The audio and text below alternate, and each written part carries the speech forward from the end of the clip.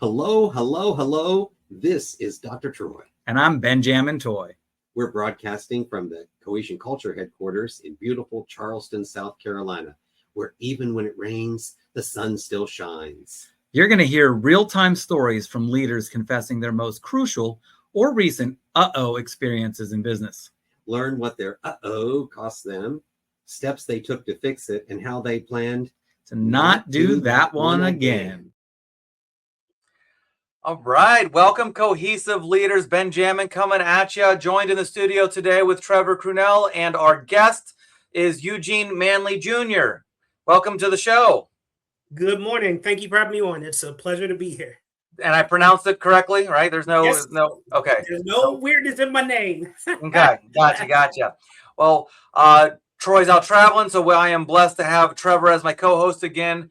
And we'll get to having him contribute in a second, but we're just going to get right into it. Eugene, we'd love to know, and our audience would love to know something about you not on your resume or your LinkedIn profile. What is it that is humorous or fun or unique about Eugene? Probably that I did jujitsu, a style of Japanese jujitsu called Danzan-ryu jujitsu. I did it for many years, probably from 2003-ish to 2012 till I tore my ACL. Oh no! What's the biggest difference between that version and the Gracie style that I'm aware of? Gracie is more Brazilian jiu-jitsu. Some people like to believe that is where jiu-jitsu came from, but that is not true. Jiu-jitsu did derive from Japan, and Danzan-ryu is one of the few styles that includes what we call Sapo and Capo. So Sapo are striking arts and Capo are healing arts. So we believe if we injure you, we should be able to heal you. And so we also have a restorative body work, or restorative massage therapy as part of the program, which you usually get to around the time you go into your black belt levels. So, and I heard you tore the ACL. Were you able to use the other side of that to help you there? Well, when it tore, I'm glad it tore before I finished the jump, because I was jumping up on somebody to do a throw, and I went to hop up, and I heard the pop, and then I landed on the ground, and that is good because it would have been way worse. So it took me about a year of rehab, but unfortunately, I did get back on the mat a few years later, but I never did get the black belt because, I couldn't practice regularly, and I wasn't near a Danzan-ryu dojo. So that kind of is a disappointing thing, but I still miss throwing people. I really do. Yeah. I heard it's really fun. It is. Never got there. Trevor, have you done any martial arts or anything like that? I have not done any martial arts. I would love to try them sometime, but I've been focusing on triathlons more recently. Nice. Yeah, I haven't gone that route. For me, it's been obstacle courses in my training, and haven't done any of the martial arts, but always wondered. And now it's like, okay, at this age, do you start? I mean, I know plenty of people who start at all ages for that mobility piece, but it's like, do you, where's the entry point to not get yourself hurt? Yeah, you can start. It's just a question of what martial art you want to do, what style, and then sort of being aware of what your body can and can't handle. So it gets a little more challenging the later start, but it doesn't mean you can't do it. Yeah. Awesome. All right, Eugene, I would love to know something about identity as a person. So share with us some of the character traits or values that you hold dearly that would describe you. When you leave a room, how would others describe you? Or what are things that you aspire to be known as? Again, I don't want you to talk about hats you wear or roles you've had, but you as a person, what are the character traits that you are known for? Okay, so I would probably say people would say I'm energetic, outgoing, talkative. I have ADHD, so you never know what you're going to get out of me. Sometimes I'll give you the direct answer. Sometimes I will give you the 10 pieces in between and then a side story. And then they're like, get back on track. And I'm like, I try. And then if you don't know me, you sometimes think I'm rude because I might interrupt, but it's not intentional. It's just sometimes with ADHD, your brain is like, I have to say this now before I forget, or you're trying to relate. And so that's probably the thing. And they would say probably just my drive and desire to help people. That will be a summation in less than a minute. So with all of those characteristic traits, what have you seen that have helped you in relationships, in business? Where are the benefits from those traits? Well, I would say, some people think, well, ADHD can be a blessing and a curse. Some people, it's really hard to fit in hierarchical systems because they want you to, got to do A, B, C, D. And when you're like me, your brain is always firing. I'm also a scientist in it. So my brain is always firing and I always see the bigger picture. And I think big, and then we funnel down, but I don't get caught in the minutia day to day. That absolutely completely bores me. And if you try to micromanage me, that is a recipe for disaster. Like, yeah, that's like putting a claustrophobic person in a locked closet. Like, don't micromanage. Just let us be. Tell us what you need, when you need it, and then just let us go.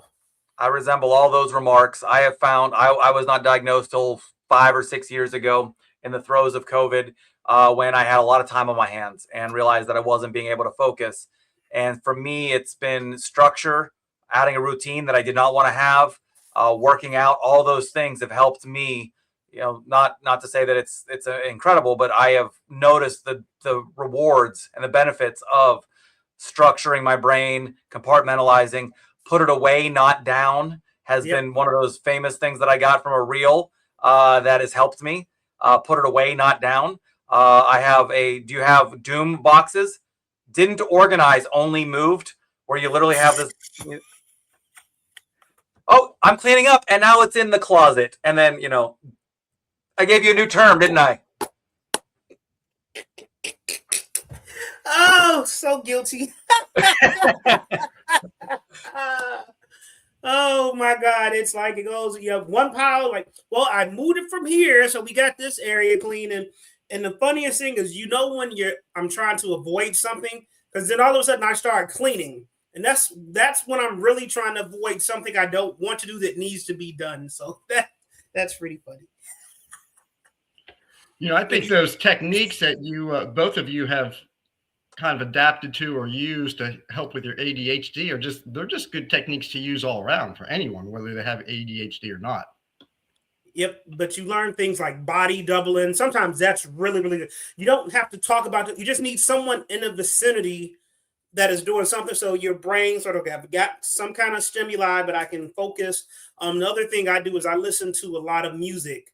Sometimes music, I just need some background noise, just not ambient, just I've heard electric music, techno stuff for ADHD is actually calming. And I'm going to do that at some point. But the irony is I have a body double right here doing some work. He just stepped out, but literally when you learn these things, and I just need someone beside me doing their own thing, and it's amazing. So for anybody listening, we don't normally plug the book or whatnot, but in our book, Becoming a Cohesive Leader with Dr. Troy and I, in the Power Up Guide is owning your attributes and values. And this conversation we're having right now is important to realize that some they would call it a superpower, but there are also some negatives and all these type of things. But once you understand and have the self-awareness, then it can't be an excuse. You then have to learn how to operate it within the world's environment and learn how to adapt and use it and harness it. And that's one big thing that when I didn't know that prior to COVID, we were doing 22 events, sometimes a weekend. So upwards of 30 events a week. I was living in the hyper phase. So now things have slowed down and I focus on productivity and not busyness, I've learned how to still figure out that I have value and worth and usefulness without just being busy. And once I took the insight or the time to figure that part out, it's been helpful. It's maybe a better person to be aware of things. It's hopefully a better partner, all those things. So, man, that's a different track than I was expecting. So that's great. So, all right, Eugene, What are some roles? Let's talk about your hats you've worn. They could be leading up into your or just in general. Tell us the LinkedIn bio, basically. Whew, okay, we'll give you the Cliff Notes its version. So, by training, I'm a mechanical engineer, biomedical engineer, and a cellular molecular biologist that has done a lot of work covering musculoskeletal biology, biomechanics, and different aspects of cancer biology, from looking at things at a cellular level, molecular level, whole organismal level. I grew up as a first gen scholar from inner city Detroit. I saw how healthcare was and wasn't delivered to my family. I got to see my racism at an early age, and then that sort of kept being a trend, unfortunately, throughout my career and life. And then as I went through academia and then beyond, I saw places had mentorship and training programs for diverse scholars, but just because they had them didn't mean they necessarily help you navigate your career path or help you get grants or help you get funding. So you still had to figure out how to navigate spaces that not necessarily help or want to help you. And so I've really put that a lot into the stuff I built going on. So I've done a lot of stuff with developing mentorship and training programs, whether it's at teaching, middle school, high school kids, or helping college students navigate degrees and degree transitions. I do a lot of work in patient education, patient advocacy. I'm literally just looking at what my mom dealt with.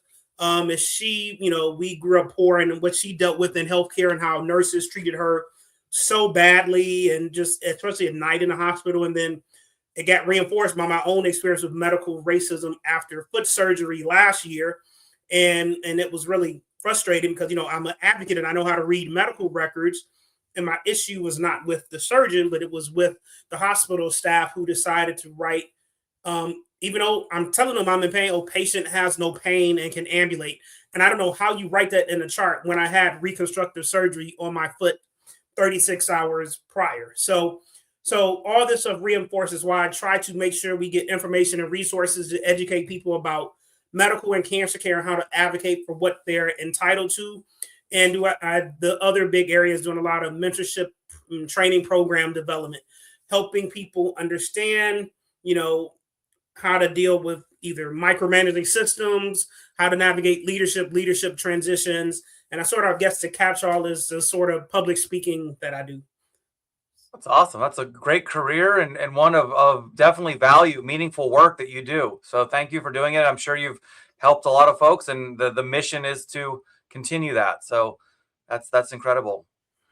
But I've without the racism side of things, my uncle, the medical care in general, my uncle's just had a liver transplant and is having he's now 15 weeks past surgery and still hasn't left the hospital. And so night care and weekend care has been a big challenge. So somehow the night staff decides that you're less human. I don't know why the night staff just feels. I mean, the day staff does it at times, but the night staff can be really just cranky. I have another term, but I can't think of the term right now. But it's not the term. So Eugene, what is the in careers we probably have a bunch, but you came prepared to share a with the audience. What is the that was deeply personal to you that we'll ask about what you learned from and all that, but paint the story of the that you're prepared to share. There are a couple I can do, but I think the that's probably relevant is, I just launched a nonprofit 2.5 years ago, the SHEC, or STEM and Cancer Health Equity Foundation. And broadly, I founded it to work to increase STEM workforce diversity and improve outcomes for underserved patients navigating cancer through developing resources, a lung cancer summit. But when I started, when you're trying to start it, either determine, do you start it as an LLC or do you go under fiscal, a nonprofit, a 501c3, do you go under fiscal sponsorship? If you go under fiscal sponsorship, then that means you work under someone else's tax exempt number. And so then you have to do all your filing through them. What that allows, though, is for you to then be able to fundraise and get funding and grants faster than you would if you just started out as a solo 501c3. And typically when you apply for pharma grants, they will look at your, total revenue, and then they maybe only can give you, depending on your org, 10 to 20% of your annual budget. So it's much harder to get funding if you're just starting out and you only have maybe 10 to 20 to 50K rep.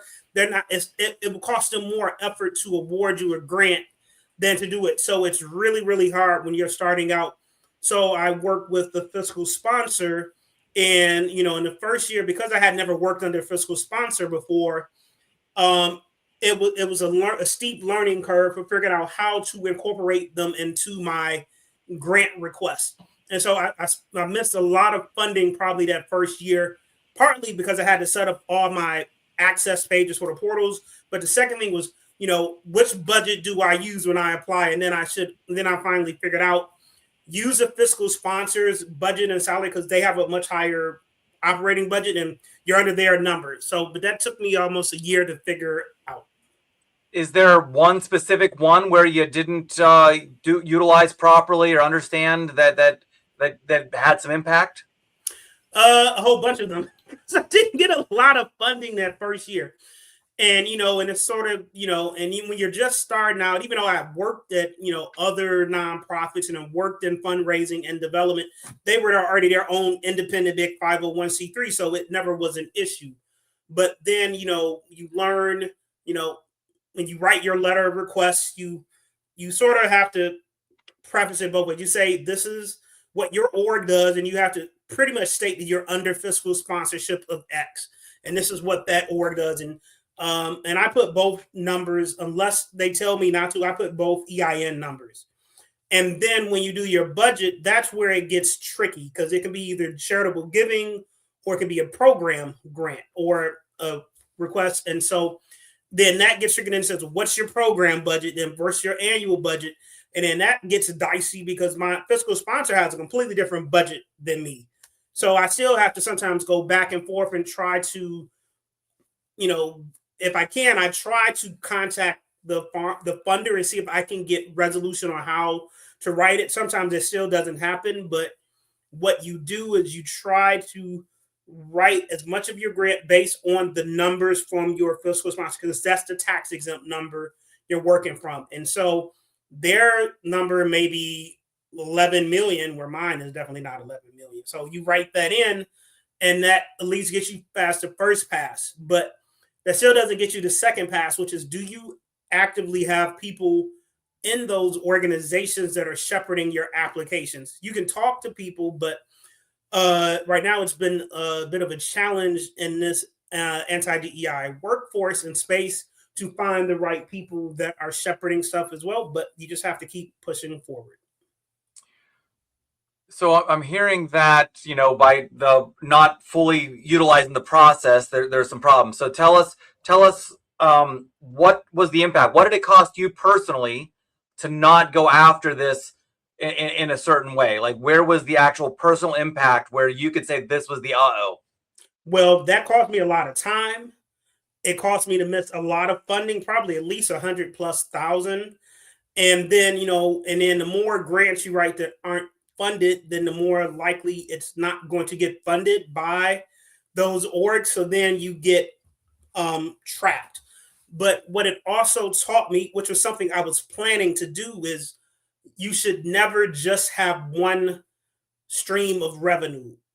So my initial thing was starting with portal funding, because I knew how to do that. That was not the sole plan, but when you're a party of one, you have to start somewhere, and then the goal is to branch out. So it was going to start looking at foundations, start trying to, look at charitable giving, trying to look at bigger grants. But when you're a party of one, it's really hard to build all those other pieces in. They say, don't put all your chickens or your eggs in one basket, right? Well, I think it's way better just to have multiple chickens. Yep. So, and then put them in multiple baskets, right? Yep. So, multiple chickens and multiple clones, but I don't have clones. I wish I did. So the impact was time. You lost some time. I mean, this is a 2.5-year journey for you, maybe 100,000 in funding. What did you do to correct it? What steps did you take? What was the process for you to say, and maybe it's still a work in process. So share with the folks what you've done or how you figured out to do this differently. So once I figured out the lay of the land, now when I do my funding requests, I just make my templates. I use the fiscal sponsors info. I use their budgets. Unless I'm explicitly told to include my budget, I don't. I just say use the higher number and then we're asking for X. But you still have to be cognizant of what you're asking for.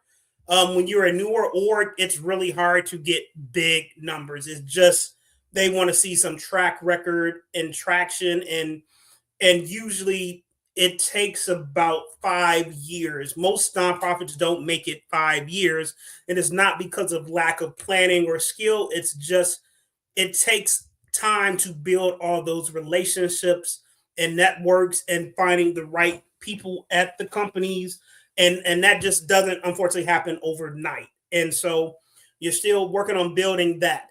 And then so we've gotten better at writing the request, but last year in particular upended everything, and that was unintentional. So I had life things hit me last year. I mean, really, really hit. Like I talked about the ankle fracture that happened in December of 24. Well, the ramifications were most of 25. I was in a boot the first 6 weeks, then had the reconstructive surgery in March, and then basically I was in a boot until June and couldn't walk up and down steps without swelling until October, and then had all the rehab. My mother had died earlier in the year, and then I had to go to West Virginia and bury her on one foot. And then because of that, I couldn't really work. I couldn't do calls. I couldn't do meetings. So I couldn't even really write grants for funding or do submissions. And then, so that was a challenge. And I still tried to do my lung cancer conference. And then we didn't get the funders like we had in the past. So that was the back end of the year. So we are, we're still trying to push forward, but I'm also doing some pivoting.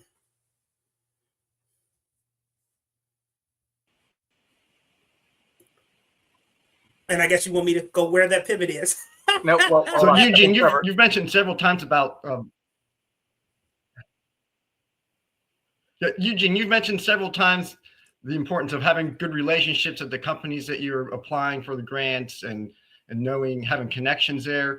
What are some ways that you have found to build those relationships? Some of these require money.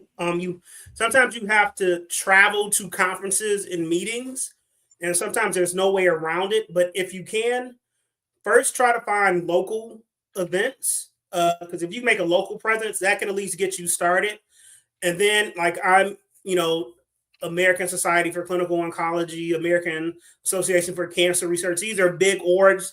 I go to those meetings. I'm on a couple of advisory boards, consortiums. So I meet people at those.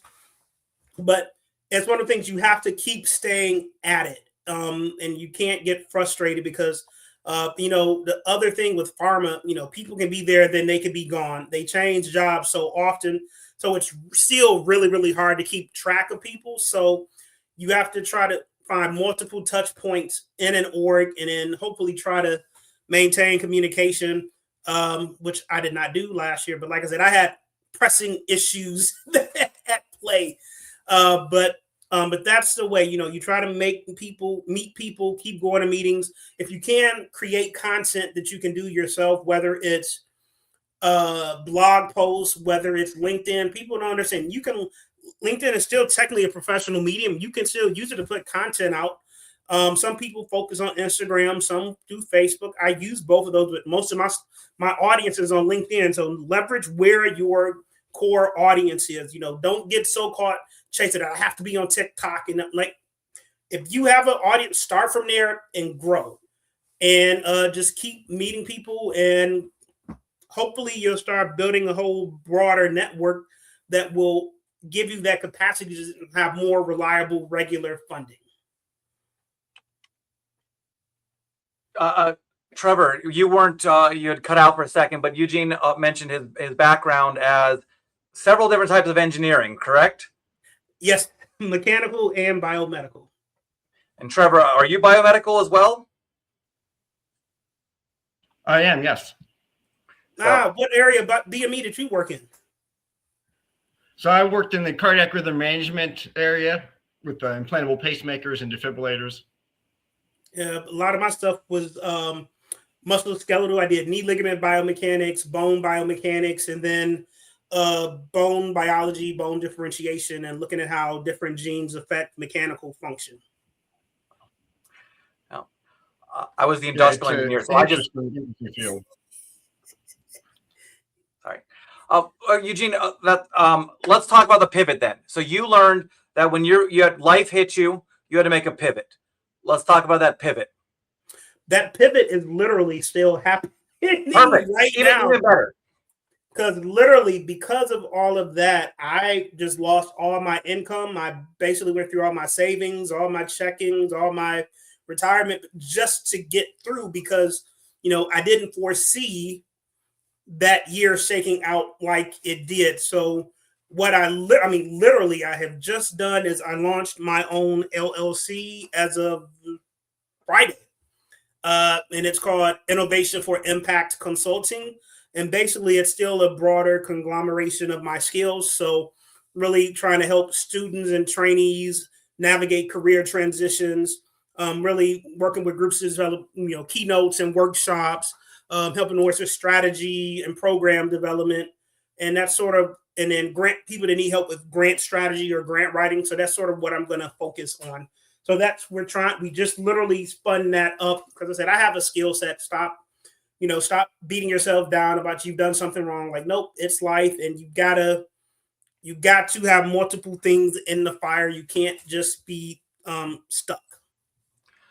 So what did you learn most about yourself during this time? The biggest thing is I'm so busy always helping other people that you sometimes forget you need help yourself.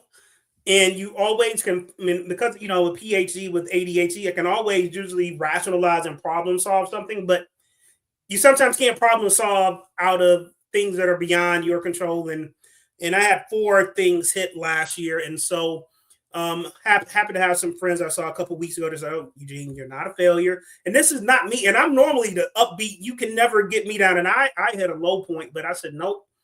Okay, we had to pull some pieces together. Say, what can we do and make happen? So we launched an LLC. We are still leveraging stuff, applying for other jobs. I just want to have something stable, because you still need stable income to do anything. And then you just keep pushing forward. But I have learned that, I still have people that care for me. Not that they didn't care, but, because I'm not good at, not that I'm bad at asking for help, I'm not used to having to ask for help, if that makes sense. There we go.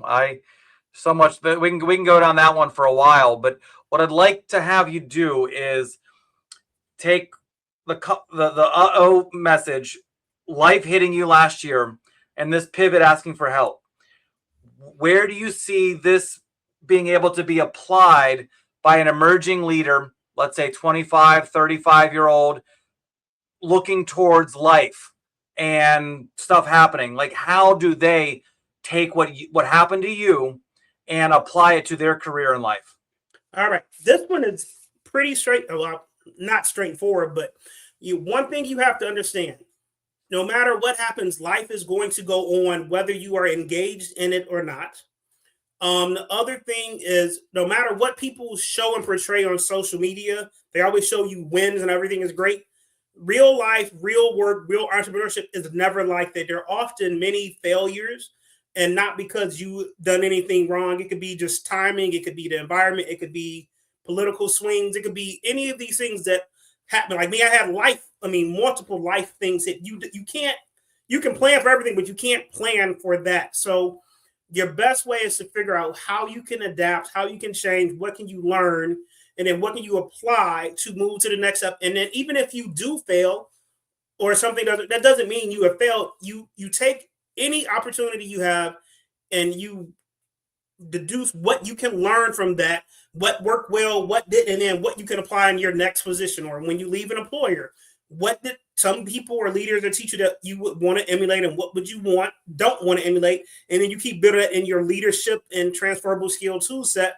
and just know there are always opportunities. It just sometimes takes a little longer to make it happen. But never ever think because thing one failed or didn't work that you're a failure. Not, entrepreneurship is built with plenty falls and failures and perceived failure, but nope, just keep pushing forward because the biggest failure is really is not so much not having something work, it's the fear of doing something because you're afraid of it not working.